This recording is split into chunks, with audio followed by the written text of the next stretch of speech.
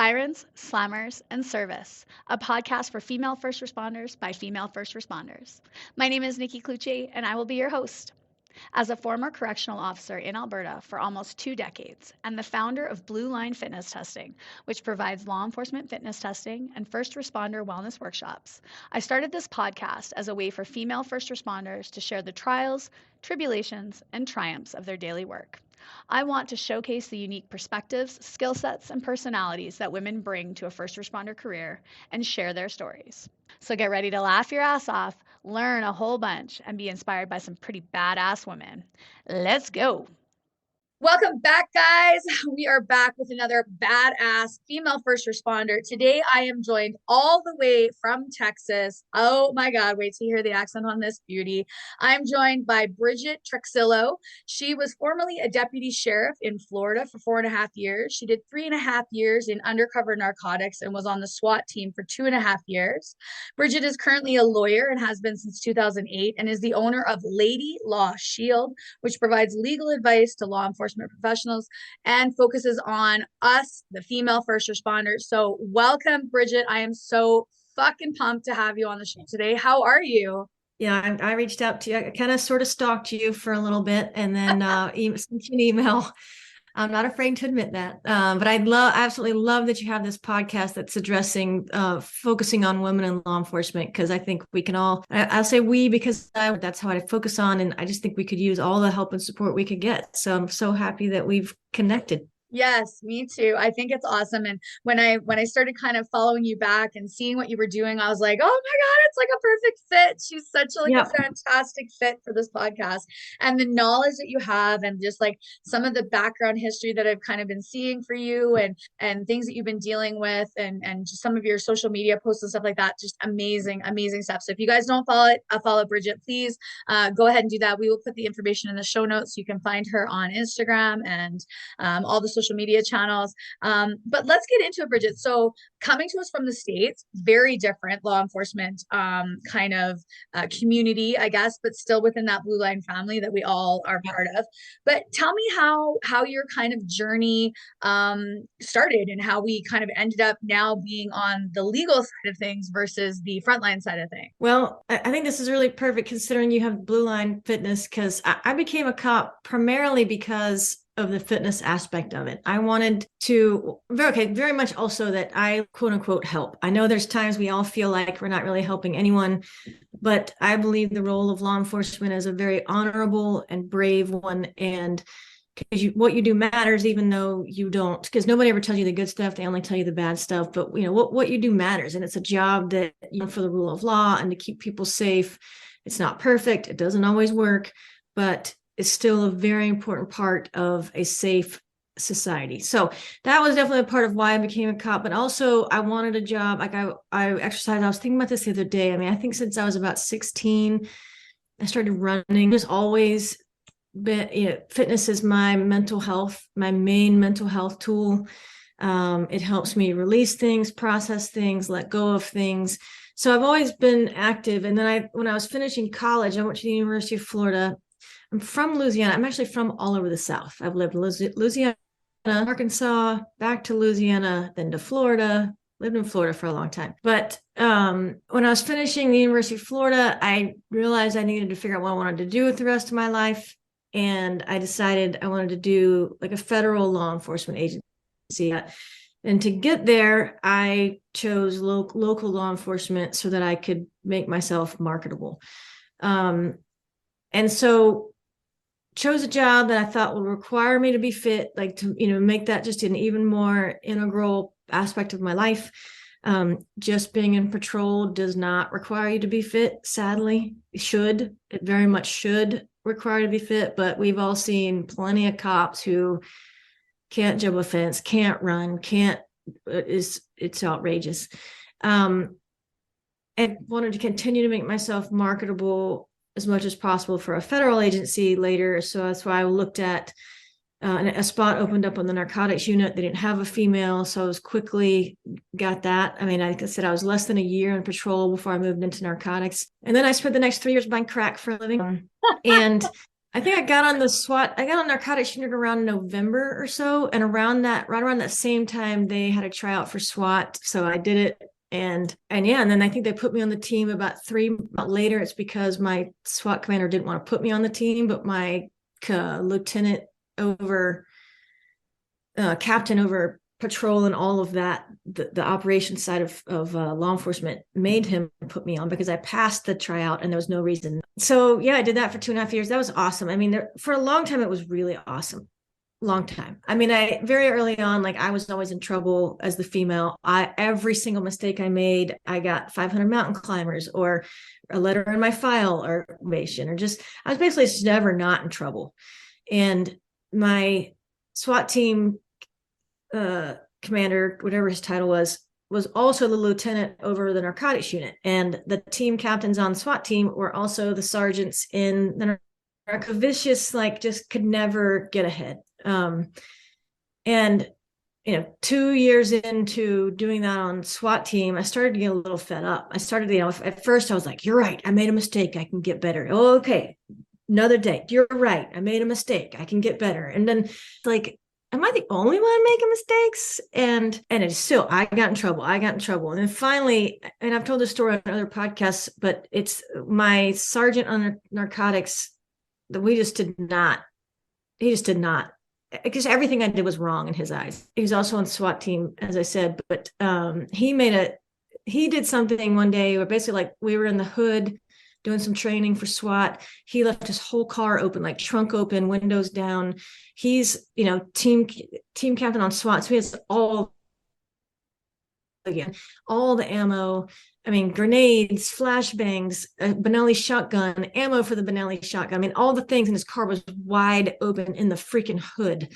And I just stood there with my mouth open, like looking around, like, does anybody else see this? Like, surely I want bad things to happen to people, but I mean, what's fair is fair. And nothing happened to him. Nobody said a word. And so I went to my SWAT team commander after that. I think I sat on it for a couple of weeks and I just was like, this is bullshit. So I went to my SWAT team captain, also my lieutenant over narcotics, and said, I say who it was. And I kind of just tried to be a little bit generic about the scenario so it wouldn't be obvious about who I was talking about, but I never named him. And I said, look, I saw this incident, it was kind of a big deal. And just using that as an example of like, if I had done that, I would be not asking for different treatment or better treatment. I just want the same treatment. So if I get in trouble, they get in trouble. If they don't get in trouble, I don't get in trouble, at least not the way that I have. And he ended up saying, you're making a problem for yourself where there's not one. And I was like, wait, what? And he's like, yeah, don't make a problem if they're pointing out that there is a problem. He ended up going to tell the SWAT team. He must have figured out who I was talking about, went and told that guy that I was trying to rat him out. And then my whole SWAT team behind my back was calling me a rat. And when I found that out, like probably about a month, it was crushed. And by that time, my captain, who made them put me on the team, he had already come to me, well, probably about a couple months before that. He knew they were not leaving me alone. And literally he told them, you need to back, unless she's like killing somebody, like back off, stop writing her up all the time. He came to me and said, look, is there anything you want to talk about? And I was like, nope, I can do this. I can do this. And in hindsight, I really regret that because number one, we're rarely given an opportunity by there's something going on and asks if we need something or if we need help. That's my number one, because who else? Raise your hand if you've gotten that. Probably no one out there is raising their hand. Number two, because I was not standing up for myself. And I thought that just through my performance itself, or that my performance would matter. And I like to say, I'm not a Debbie Downer. That's what I call it. I like to be positive Polly. But to say that the Debbie Down, just to be real about it, is that nobody's going to stand up for you. And nobody's going to put their job on the line, especially in today's world where we're all afraid of something making the news or being in trouble or whatever.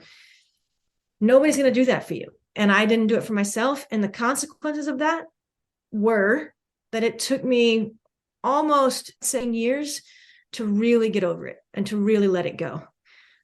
It was hard for a long time. So we can dig into that and examples of so I quit. I went to law school. I quit the SWAT and narcotics unit, went back to patrol about 3 months before I actually left the department, because by that time I knew in the States we have to take something called the LSAT to get into law before you can get into law school. Like I was preparing for that. I knew I was going to try and go to law school. I didn't know where yet, but whatever. I just knew I was going to be leaving. And so I went to law school kind of as a FU to all them, to say, haha, I'm smarter than you. I'm also an attorney for a long time, and I know that all attorneys are smart, so that's not always the end all be all. But like, yeah, so I became an attorney. Ultimately, now my helping somebody like me, that girl then, who you don't know who you can trust, you don't know who to turn to for help, you don't know even where to begin, you feel just underwater with probably the shit you're dealing with. And I can, with understanding where you are, I can help say, no, you don't have a case, and here's why, but here's, but think about this, do this. And to push you to take the control back in the way that I didn't. I created the law firm, and I am the attorney that I wish I could have turned to back then. And I know that all those problems still exist. So that's amazing. Like, so to hear you, like to hear that journey, because I think to some of our longer service members that are listening, we have all been through something like that, or we've been through it multiple times, because that is the beast that is being a female in a law enforcement or in a first responder career, is that you are always going to come up against something like that. You are always going to come up against a fucking guy that's going to try and put you in your place and keep you where you belong, and not here, and not, you're not tough enough, and you're not smart enough, and you're not good enough, and I'll do everything I fucking can to keep you in your place because you're a woman, right? And majority of us are that type where we go, fuck you, actually. You're not gonna fucking keep me down. Like, I will come back and I will fight harder. And okay, yep, I made a mistake. I'm gonna come back tomorrow and I'm gonna do better. I'm gonna do better. I'm gonna do better. I'm gonna do better. And we either finally smash through that fucking patriarchal glass ceiling and we get to the top, or we get to a position where the people around us are no longer like that, which makes it bearable to do the job. Or yeah. we leave because we go, I have fucking hit the wall of, I can't do this anymore. I cannot fight this fight anymore. I'm fucking exhausted. And so I hit that wall. 100% I hit that wall. I have a very good friend who I know is going through this right now with the police agency that she's with, where we talk and she's just like, I just can't do it anymore. Like, but I don't want to give up, because if I give up, then who's going to speak up for these girls behind me? So I can't give up, Nikki. And I was like, yeah, but at the end of the day, you have to start to look at, what is your mental health like? What is your wellness going to be like if you keep banging your head against this fucking wall? Because we know in our larger agencies, it doesn't matter what we do. We can't change that. We could fucking bang our head against that wall for the rest of eternity, and things still wouldn't change for some of these agencies, right? And yes, we may be able to affect small change in certain ways, but it's really freaking hard to change that whole culture, that whole mentality. And so I love to hear that you basically were like, okay, so I'm just going to make a solution, which is I'm going to be that person that I needed back then. So I freaking love that. So delve into it a little bit for me on, because when I heard you saying, like your whole entire team thinks you're a rat, and that how crushing that is to you, right? And how you're just working your fucking ass off to be part of the team, and then to have it just thrown back in your face, and to have like yourself be continually written up. And so walk me through, like, how did you actually in the shit deal with that? Because I think there's a lot of listeners right now that are kind of in that depth and in that, what do I do just to keep going? Because I don't have somebody like you available right now, or it hasn't gotten to that point where now I'm like, I got to get out, right? So what strategies did you use, or how did you kind of deal with some of that day-to-day stuff? Like I said earlier, exercise has always been a very important. And like you said, any female out there, if this has not been something you've experienced yet, then no offense, but I immediately think, well, you just haven't been a cop for very long, because there's just no way that you're going to do this job and not discrimination, hostile work environment somehow. And so the number one thing I would say is that at first, just my exercise routine was enough. But back then, so that ended up it wasn't enough. Like, it was just, the job was weighing on me. The things you see and deal with were weighing on me. I could tell that it was starting to impact who I was as a person, meaning the cynicism, just losing all faith in humanity. You have to be very proactive to fight against that as a cop, because you do deal with the dredges of society. You do deal with evil people. I mean, just mean people. And you have to actively counteract what that does to you, because no matter what, you're taking that in. I didn't know how to do that back then. Like, yes, I like to read, or yes, but I wasn't meditating. I started to do yoga around the time I was leaving the sheriff's office, but I didn't really get into it much later. But there's a multifaceted approach to your whole wellness, and it's beyond just physical fitness, your nutrition, your sleep.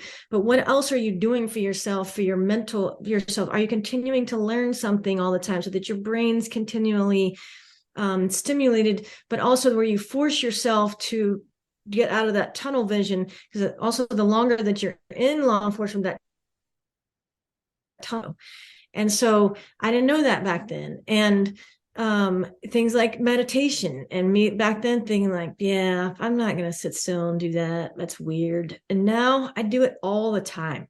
I do it live for you. I post a meditation video every Friday. So if you want to figure out what language is geared towards you as a law enforcement officer, although I think all humans could watch it and benefit from it. We just didn't know that 20 years ago. We didn't know all the ways that you need to focus and proactively be doing things for yourself. So I was doing some of it, like I said, through nutrition, although I know much more about nutrition now than I did back then.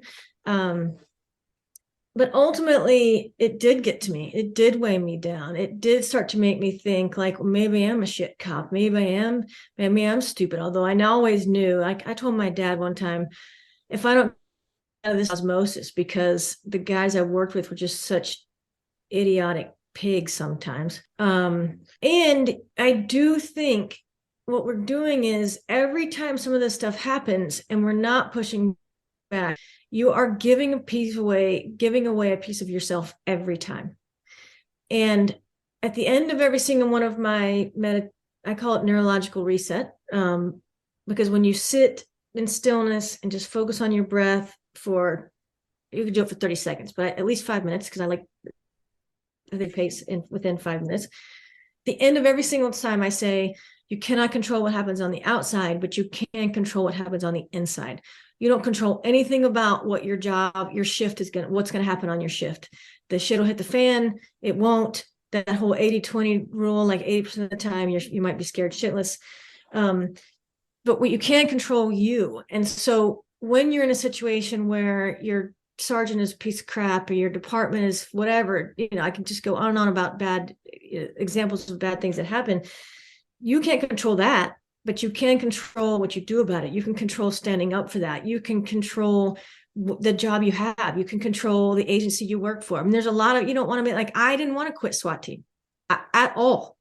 But I got there because ultimately you need to be happy. Where you're just being berated. Maybe it is that you got to leave this thing that you worked so hard for. And then it does really rock you to your core. I am not going to lie to you. The job of law enforcement, and then even further within that, whatever your job is within law enforcement, is very much tied to your personal identity. Yes. I get that. I know that. It's amazing and it's awful. But you are more than your job. 100%, I promise you, you are more than your job. Even though I'm not a deputy sheriff and on SWAT team anymore. you will find a good spot. You will find a different job if that's what it boils down to. You will find, maybe you're a mom and you're like, you know what, we would be okay if I just don't work for 6 months and focus on my kids, or not. Just go focus on your dog or your bike or your skiing. And maybe you guys ski up in Canada. We don't in Texas, but so that's sort of a lot to say about it. But for me, how did I, for sure, the exercise I did, I'm sure all of you out there like, I just worked harder. I just worked harder. I just worked harder. That is, while that's great because you have your own personal integrity level of what you want your performance to be, but that will not fix the problem. You just working harder. So ultimately it comes down to, what are you really willing to do, but take a really hard look at what are your options. I quit and went to law school. Law school sucks. And so you'll quit something or let go of something, and don't call it quitting, call it letting go. And know that, I tell my clients this all the time, the shitstorm will get worse, but then it will get better. Mm-hmm. And you have to figure out what that is for you. And then just know you're going to go through the shitstorm for a little while, but it will stop. Every hurricane stops at some point. So I feel like kindred spirits with you, because everything that you're saying, I went through exactly like that. The exact same thing that rocked me to my absolute fucking core of, oh my God, if I'm not this, then what am I? I've been this for 17 years. I've been in uniform for 17 years. Anytime I've gone anywhere, it's, what do you do for a living? Oh, I'm a correctional officer. Oh, wow. Oh, right. And then the decision to let go, like you said, and I love the reframe of, it's not quitting, it's letting go, because quitting can have such a negative connotation to it that isn't necessarily what we mean, right? Like, there's things you quit because they don't work for you, and they're not good for you, and they're, and then there's things that you let go of because it no longer serves you, because it is not leading you to the best life that you can live. And so you let that go. You let go of bad relationships, you let go of friendships, you let go of like poor habits, because it's no longer serving the best version of yourself. And there's nothing wrong with letting go of those things. And that may include your career that you literally built your whole life around. For me, that was everything I did to get into law enforcement. That was all of my schooling. That was all of my volunteer work, all of my, right? And then to build up, and then all of the sacrifices I made along the way to move up through the friendships lost, and the time with my family, and the, the stress, and the, all of that shit that led me to where I was. To then have to let go of that and let go of the identity, I mean, like you said, rocked me to the core. The decision to quit, to leave the career, was the hardest thing I've ever done, ever, in my entire life. And but I look back now and I say exactly like you're saying, if it's not going to be the best life that you can live, then you need to get out, because if you don't, you're going to lead yourself down a trail that you can't come back from. And on the other side of that fear and that, utter terror of leaving the identity that you have and everything that you've worked for, is an amazing opportunity somewhere else, that if you don't leave that space, you won't even see that opportunity, won't even present itself to you, because you are so tunnel vision, like you said, into, this is where I am, and this is who I am, and this is what I do, and this is everything that I do every day, right? So I just, absolutely 1,000% agree with you, 100%. And physical fitness also, for me, it was the maintaining of physical fitness. I absolutely have to move my body physically every day. If I don't, I feel like really weird. And for me, it was also maintaining external relationships. So it was not having my whole life and all of my friends and all of my contacts be corrections people, law enforcement people, first responder people. I maintained healthy relationships externally, which was a huge help in getting out, because there was people that were like, yeah, you can quit. Like, of course you can quit. You can do this. You can do this. You could go on unemployment, like you said, for 6 months until you figure out what the fuck you need to do. Right. Like, that's not the be all and end all. And they were also, as I was traveling through my career, that like, when you're swinging so far to one side of the pendulum of everybody is a piece of shit and all humans are garbage and everybody is awful dregs of society and everybody's evil. And then you'd go out with your normal friends and they would be like, what?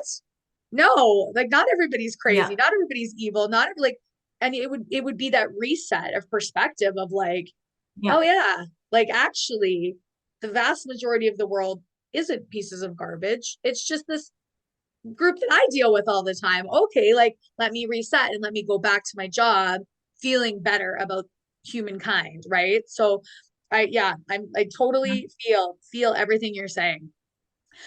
So let's delve into a little bit into kind of what you're doing now. And we talked a little bit before we started recording the podcast, but and again, there's some changes just or some differences, I guess, just between the States and Canada. But walk me through kind of what you're dealing with now, what the cases that you're representing, the officers that you're representing, and the work you're doing now. And then I've got a question from a listener that I'd like to delve into a little bit into this as well once we kind of get through that. As I said, I'd created my law practice around helping me, helping you, helping the people know where to turn. And because unfortunately, a big problem that we've all experienced, and again, if you haven't experienced, no offense, you just haven't been a cop long enough. And again, not that I'm being all Debbie Downer about it. I'm just going to say it's a fact. Yep. Trust is an issue within a department. You don't know who you can turn to. You don't know who you can trust. And a lot of times, and with so many of my clients, they get to the point where they've already been unjustly terminated, or they're dealing with harassment, discrimination, and they're trying to figure out what they should do about it. And what ends up happening every time is, even if we're your allies or that you could trust in your department, they end up not being that. But the reason why they end up thinking that is because you always think there's somebody that will say something for you. But this person's my friend. Like if it comes down to it, or I'm being investigated, or they're trash talking me and I'm about to get up for me. This person, we're friends, we're buds. We vent together. We talk about it. I can trust him. They trust me. Like he's going to say the right things about me or for me, and they won't. And it's because ultimately they don't want to lose their job. So I created this. It's because I know maybe you're in a union, maybe you're not. I was in a union. I would never have gone to my union rep to ask for advice because he was one of them. He was one of the good boys. And I would not have trusted that he would have been kept it confidential, that he wouldn't have just spread even more rumors. So I did it all. I got investigated by internal affairs once, and it was so horrible. I didn't know who to turn to. First of all, you're not supposed to talk to anybody about the case when you're being investigated, which is awful. Couldn't talk to my union rep. Knowing what I now know, like I definitely should have just just used to say, can you give me a lawyer to give me advice at least, even if I don't make you show up? And that's what I spend so much time saying, people, look, my practice, I would say, is not a normal law practice, because I'm not saying pay me $10,000 and I'm going to go show up for you and I'm going to go bang on the door. I offer like a level one, I call it a level one consultation, where just let's go through the stuff. Let me look at your paperwork and I'll say, this is what you do. This is what you should be saying. This is how you should say it. I mean, I've had one time I typed something up and I copy and pasted it over to her and said, put this in an email and send it to him right now, because it's about just knowing the right language, kind of sort of like threatening in the right way, and just putting them on notice that like, no. Like, not only do I mean it, but like now I know my shit. So that's what I have. I know that information. I consider the information that I'm giving to you a wellness tool, because I know you're worried about it. I know it's weighing heavily on you, and I can give you just information, and I don't have to do anything for you. I mean, you're going to pay me a little bit for it, but it's not expensive overall, meaning like you're not, it's like dollars. It's much lower than that, where I just say, all right, give me what you want me to look at. Then here's what you need to do. Here's your options. And I encourage you to do this, because you want that encouragement. You just don't know what or how to go about it. And because it is confidential, tell me. So there's no way that it's going to get back to your department or come back to, bite you in the ass somehow. So like I said, I've created where I offer consultations where I don't do anything on your behalf, but I help you figure out and tell you what to do. And then I do go beyond that. The next level is things for you, sending letters for you, representing you. Almost all of my clients start with the level 1, where I take a look and say, and this is what you should do. And unfortunately, it's like once they start taking that action, more things start happening and they need a law start. And every once in a while, I jump to the second level. I'm like, okay, you need to just go ahead and pay me like those two together so that we can, like, you need me. Client that I got off the phone with this morning, she paid me that initial level 1 consultation, and then within a week they fired her because they're idiots. I created my practice for you because I know what you're going through, and it is primarily female. So the harassment, discrimination, just the stuff that women face, that's half of my practice. The other half is something exclusive to the U.S. But for any U.S. listeners out there, so if you've never heard of it, it's called a Brady-Giglio list. Just to make this short, is the prosecution is required to turn over information that could be harmful to the prosecution's case, that would suggest the cop is a liar. If they think you're a liar, they can put you on something called a Brady-Giglio. Brady and Giglio are 2 U.S. Supreme Court cases that have to do with constitutional law protections for criminal defendants. They put you on this list, then they send it out to every single defense attorney in that jurisdiction saying, hey, this cop's a liar. When that happens, it is a career killer.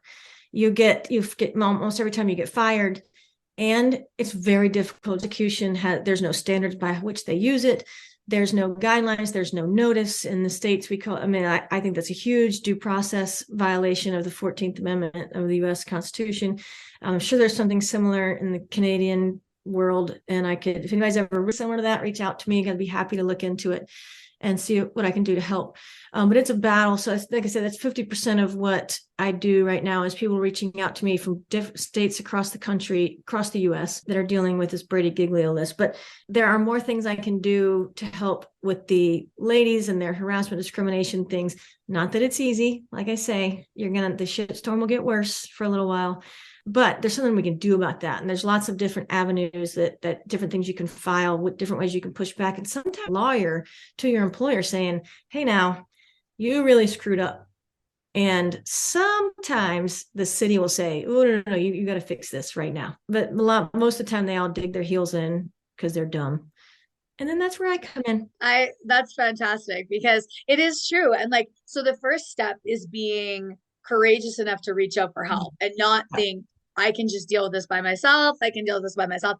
And again, I love how you are, you're talking about like that trust issue, because when you're in the shit of the shit, who do you trust? Nobody. And now you've gone internal, because now you know that there's nobody you can fucking trust, even though they're supposed to be your blue line family. And I do that with quotations, that they're your ride or die. They've got your back. No, they fucking don't. Like, no, they don't. Okay. So again, for anybody that's new to this profession, no, they don't.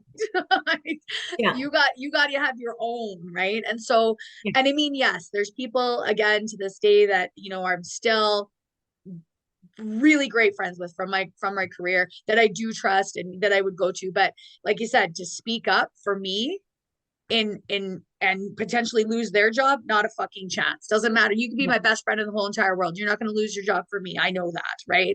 And so to have somebody that's external that you can trust and that you can go to, huge. And then, like you said, the other part of it being that when you do stand up for yourself, be prepared for a fight, because it's not going to be easy. It's not, what's going to happen is going to be one of the toughest things you're going to go through in your career, right? And so to dig in and be prepared for that. And that really is a fantastic segue, because it leads me into this question that is kind of a 2-part question. And it came from one of the listeners that we have. And she said, when you do this podcast, can Bridget touch on when you do speak up and the bosses and the union let you down, so you just deal with it? Like, how exactly should we be kind of navigating that? And then on top of that, the repercussions of bringing up a situation or a harassment or a discrimination. It is the right thing to do. This listener says it is the right thing to do, but not everyone is going to see it that way. And then it can make the harassment and, discrimination even worse. So can you touch on those things for me? Yes, that is a lot. Yeah. And so what do you do? Your bosses or your union let you down. I think that's part of it. But overall, this comes to, and then the second part is, what do you do if you do say something about it and it gets worse? Well, what I want to say is this comes back to what you and I just said, which is that for you.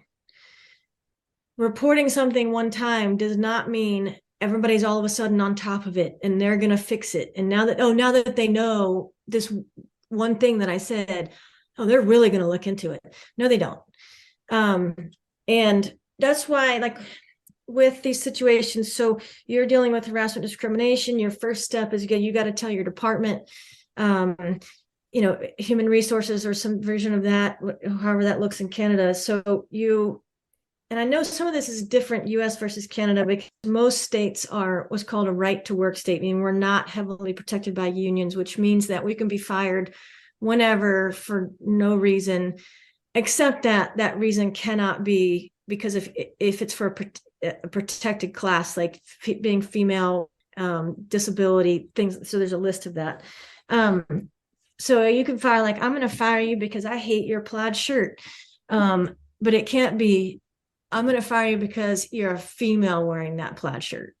But either way, if you're dealing differently because you are a female, it is very important, first and foremost, that you put someone on notice that you're dealing with something, but that you specifically say, this is happening to me because I'm female. This is happening to me because I'm gay. This is happening to me because I'm whatever, Asian, purple, whatever. Purple's not a protected class, but you get what I'm saying. So it's first and foremost, it's very important that you put them on notice that you think this is happening. Now, what's supposed to happen is once you trigger that protected class, they are supposed to take action to look into it, to see what is happening, to remediate it or to fix it and make things right. Now, that doesn't happen.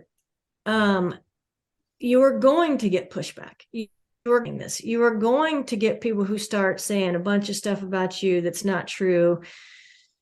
That doesn't take away from the fact that you're still doing what you should be doing. Because I'm going back to what I said at the very beginning of this conversation is, because if you don't, you are giving away pieces of yourself that I promise you to recover from.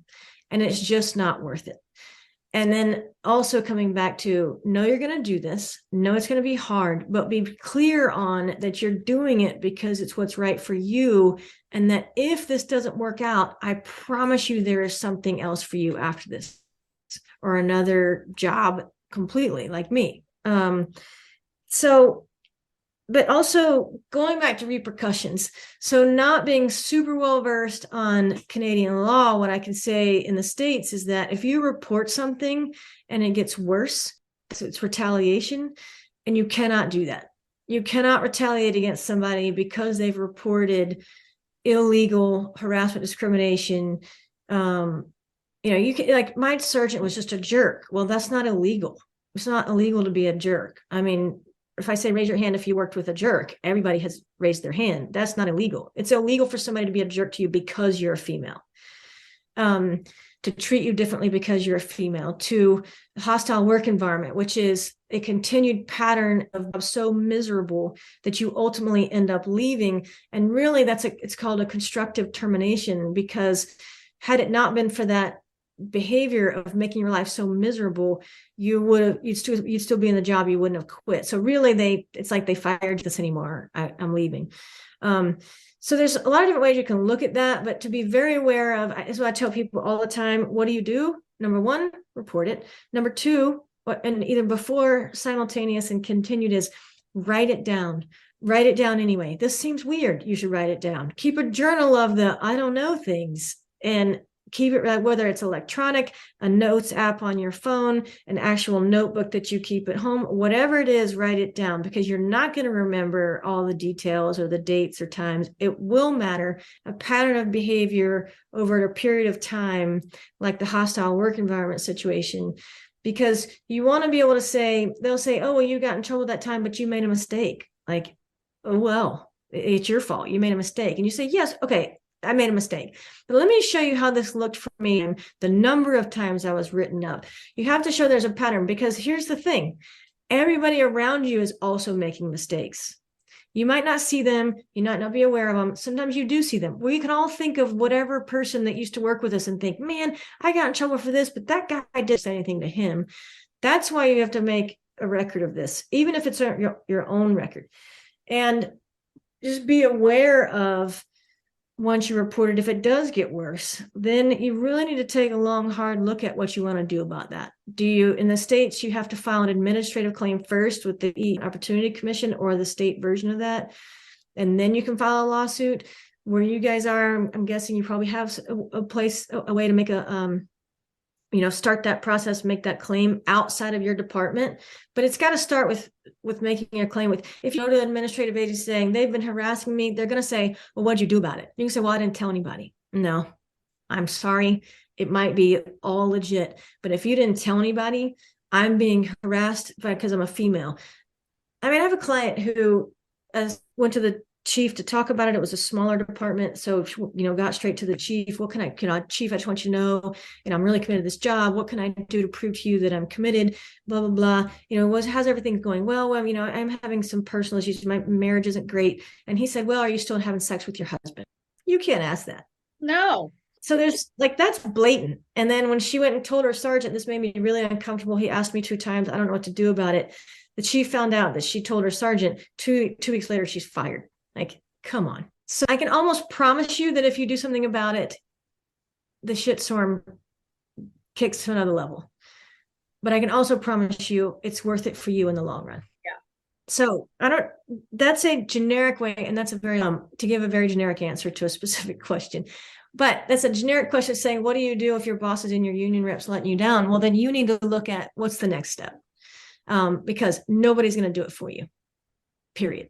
And then what do you do if it gets worse? Claim. Like, you might have harassment and discrimination and hostile work environment, and then they make it worse. Well, now you get to add retaliation to it. So, and that all ultimately helps you to show, look, this is bad. I tried to make it better, and then it just got worse. Well, the people looking, oh, well, that seems stupid. So it really just means you got to stick to your guns, keep fighting the fight, and eventually you'll get where you need to be. Yeah, you summed it up really well. Like, even though you're saying, it's a very generic answer to a specific question, it really is specific answers. Like, these are the specific things you need to do. You need to do this. You need to keep a journal. You need to start tracking. You need to start, and so putting my old manager hat back on as one of the bosses, right? The other thing is find a boss that's going to listen to you, because we're not all pieces of shit, right? We're not all those managers that were like part of the boys club, and we're not all those managers that, like your sergeant that came to you and said, like, what is going on, right? If you can find that ally in that leadership role, find them and start to talk to them, because they may be able to affect change from their role, or at least bring awareness to other people in leadership that, hey, this is happening, and like, we didn't even know it because we're not in the front lines anymore, and we're not out on the units, and we're not on patrol, and we're not in the cars, but like, wow, this is really happening. And it's not just one person, it's happening to multiple people. Because once that person, right, once you go to a leader that you can trust, or that you can, confide in, that information usually gets spread, and then other people will start to come forward and, hey, so I heard so and so came and talked to you, so like, this is also happening to me, and it's happening to, and it's so and so and so and so and so. And then you start to feel like, holy shit, okay, this is way bigger than I thought it was. For me, that was the females on shift, right? When you'd get, I'm having problems with this one female staff member, and I'd be like, oh, okay, well, like, that's the first I've heard of it, like, thanks for letting me know, like, I'll keep an eye on it, like, same thing I would say, do this and this, like, try not to fucking work together, right? Like if there's 6 female staff and you don't have to work with that staff member, then go to the other side, go to the different pod, like do what you can from your side of things and I'll do what I can from my side of things. And then it would be like the next day, like 2 more girls would come and be like, hey, so yeah, I'm also having that issue. Okay, well, like tell me exactly what happened. Tell me when this is happening, right? Because then you can start to build from that side too, to help out, right? So if you are a female in a leadership role and you're a listener, like be that ally for those people that are reaching out and do what you can to affect change from your role and the level that you can, because I think that that's a big part of it too. So I really like, even though it is like a generic answer, it really is quite specific. So yeah, that's good. And again, like you said, be prepared for the shitstorm because it will get worse. Retaliation will happen. You will have people call you a rat.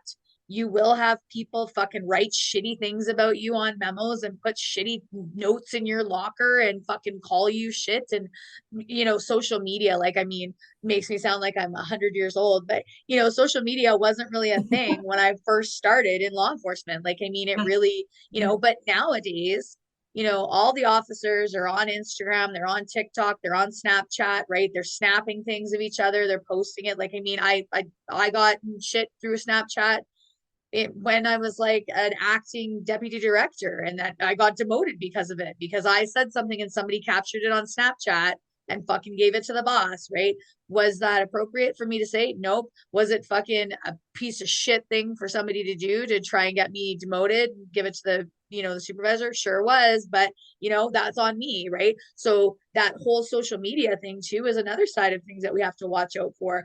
People are going to be posting and saying whatever they want, and it never comes down once it's up on the internet, right? So navigating that as well is a huge part of it. So yeah, I think just be prepared. Being prepared is a huge part of that. So was there anything that you wanted to kind of discuss, anything you wanted to bring up while we were kind of having our conversation? I don't want to kind of take away from you, but I also know it's on a time crunch. So well, you said it earlier about you gotta reach out.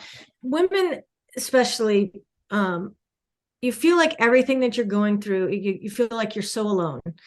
And it's that when you, like you said, when you finally say they're not alone, either in 2 ways. One, in the larger female law enforcement or and corrections community. When I say law enforcement, I'm encompassing all, because I just say law enforcement because that's where I come from. But it is very much the same battles. You are not alone in the broader community in general. And then especially if you're not at a teeny tiny department where like you literally, there's like one of the guys on SWAT that I was on SWAT with is now a sheriff in North Florida, and I think he has 9 deputies.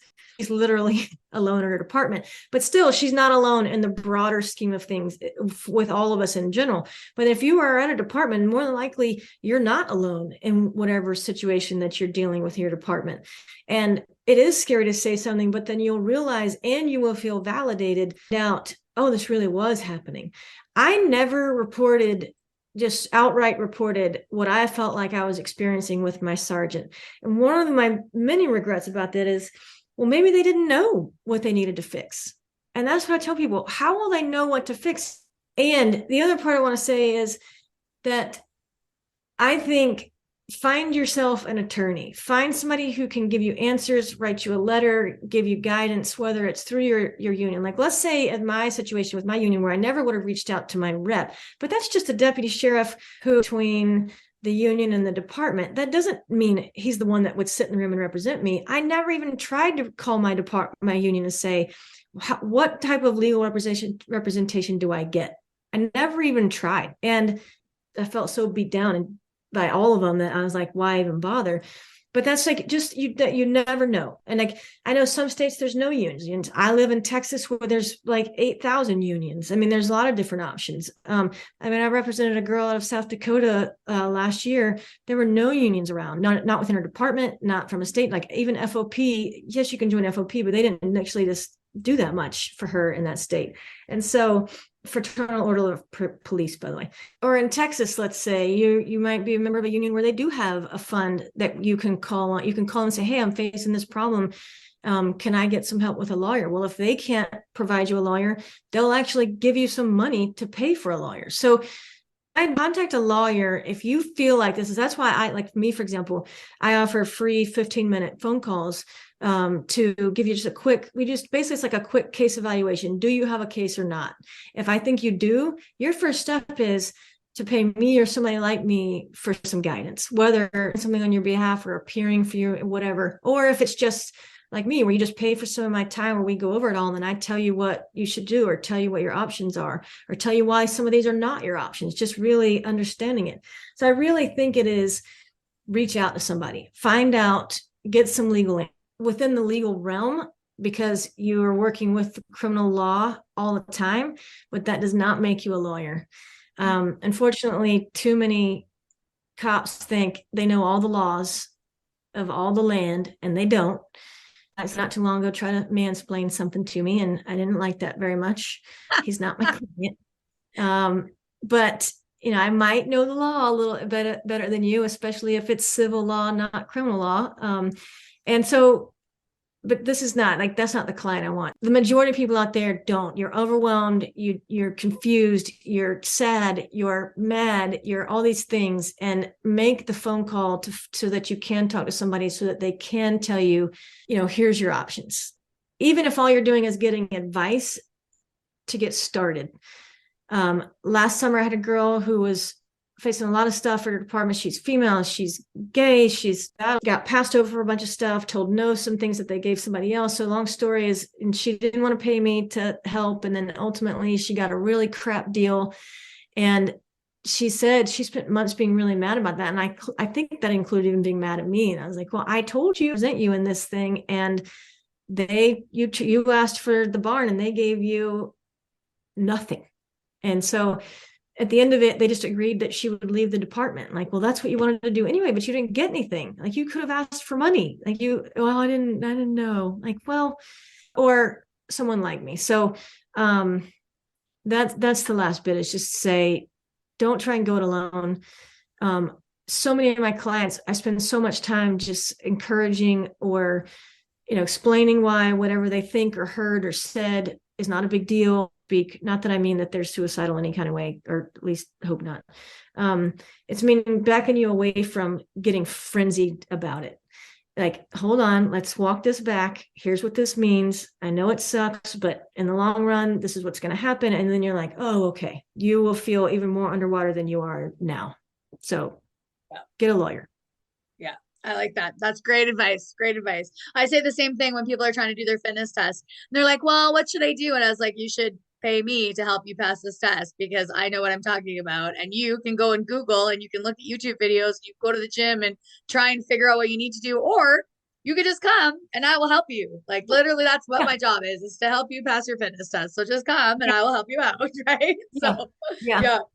Okay, so let's wrap up. I always like to end with some rapid fire questions because I think they're super fun. I'm going to take you back to your SWAT days for this one. When you were on SWAT and you were buying crack for a living, what was your favorite snack or food while you were on shift or while you were undercover? Oh, well, gosh.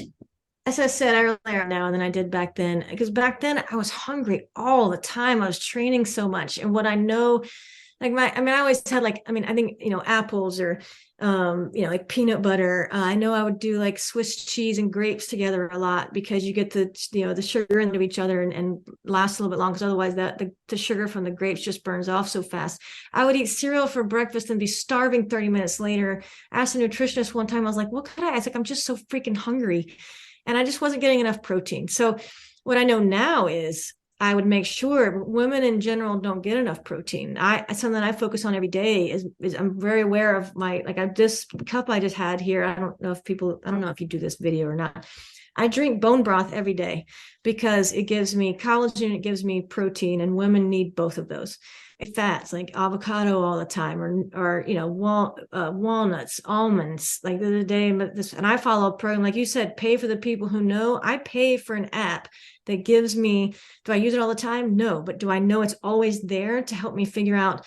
Oh, I'm really hungry. Be like, oh, what are their suggestions for the day? Oh, macadamia nuts. I have some of those in the freezer. I'm gonna go get those out because that's a healthy fat, and those, it does so many things for your body. So, knowing what I now know, which I wish I knew then, also helps with mental issues, as we all know. The body-brain connection, it's one, it's not separate. And be very aware. I would have been much more aware of that balance of carbs, protein, fat. Not that I like to track things, because I think that's a pain in the ass. But knowing, finding myself a program that I can, of staying, balancing that out without actually having to track it, because it does help my mental outlook. It does help my physical ability. So back then I tried to be healthy. I just didn't know enough about it. And now I would say, get you a program that you can follow, an app with it tells me what I should eat today. I'm not going to follow it exactly, but I'm probably going to go make the shake that they recommend, that I have all the ingredients for, that takes me 2 minutes. That's what I would tell my SWAT self back then. That does not answer your question, but I would tell my SWAT self, and apps didn't exist back then. So that also dates me very much. But they do exist now. So get yourself an app that you can follow every day. That's what I would say to that SWAT girl. That's awesome. Fantastic. Okay. And one final one. What was your favorite piece of equipment that you got to use when you were on SWAT? I would say probably the MP5, because you can do full auto, semi-auto, or single shot. And I competed when I was on SWAT team. International SWAT roundup, whatever. It's in Orlando every year, and they still have it. And teams from across the country come, and international teams. They had German SWAT team there, and Sarajevo SWAT team. It was so cool. So we trained, and it's for it. And one of them, several of the competitions involved shooting with the MP5, whether it was a moving target or a single target. And I freaking loved it. Loved it. I love the MP5, and it was a 9mm, so it didn't kick as much. So you could literally get on bursts, and it wouldn't. I also liked the flashbangs, but only if I remembered my earplugs, because that happened to me too many times. Flashbangs are cool to throw, and they also can make you not hear for a little while. With a 9mm MP5 and the flashbangs. I love it. That's fantastic. Yes, we've used flashbangs for like our tactical team. And same thing, when it goes off in like a closed area, it's like, boom. And you're so like, loud. Whoa. Okay. And then you're trying to give commands, or you're trying to listen for commands, and you're like, I hear nothing. Right. I know. Yeah, that's awesome. Well, this has been amazing, Bridget. I'm so glad that we connected. I'm so glad we were able to talk and coordinate our schedules and stuff like that. Having you on, amazing wealth of knowledge. Like I said, we will put all of your information in the show notes. So anybody that's looking to get a hold of you, that wants to schedule one of those calls or bring you on to help them represent them and give them advice, definitely all the information will be there. Thank you again so much for coming on, for sharing your time, for sharing your knowledge with us, for like reaching out, totally cold calling. I'm so glad you did. It's been amazing. So I hope you have an amazing day. Get out there, enjoy your Florida sun, or Texas sun, I guess.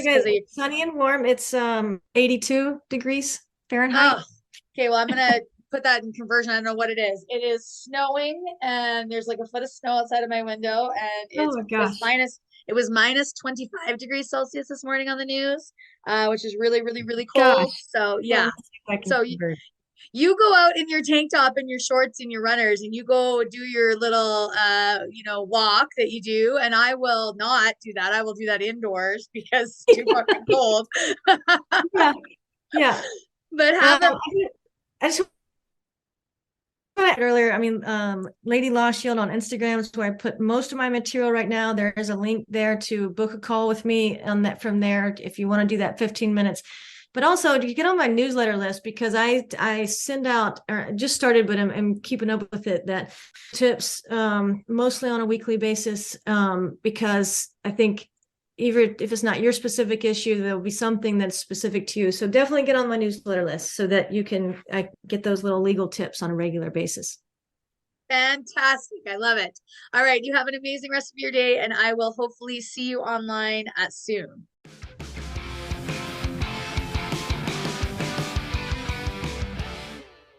Well, that's it for today, guys. Thanks so much for listening, tuning in, and sharing your time and energy with us. Make sure you check out our next episode starring another badass female first responder on Apple, Spotify, or TuneIn. And make sure to follow us on Instagram and Facebook at Blue Line Fitness Testing. Stay safe and keep your head on a swivel.